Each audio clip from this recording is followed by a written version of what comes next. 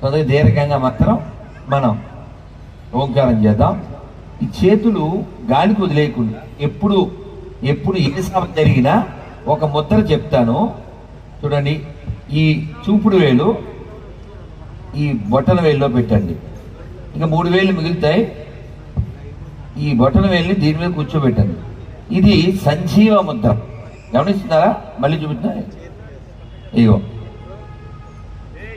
ఇంతే. ఇది ఒక్క ఈ లాస్ట్ వేలు ఉంది కదా చిన్నది, ఇది ఒక్కటే నేలకి చూడాలి. ఈ ముద్ర ఈ ముద్ర మనకి హార్ట్ అటాక్ రాకుండా చేస్తుంది. ఇప్పుడు చాలా మంది అది పొందుతున్నారు. అందువల్ల ఈ ఒక్క ముద్ర వేయండి. ఎక్కడ సభలో కూర్చున్నా మీ చెవులు పాడేయండి. ఇక్కడ చేతులు మాత్రం ఊరికే పెట్టకుండా ఇట్లా పెట్టుకుని తగేలా కూర్చోండి. మనం ఫిజికల్గా ఫిట్గా ఉంటేనే ధర్మ విషయంలో హిట్ అవుతాం, లేదా ఫట్ అవుతాం. అందుకని ఫిజికల్గా హిట్గా ఉండి తీరాలి.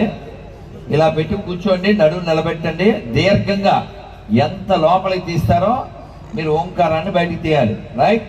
నాతో పాటుగా ఓ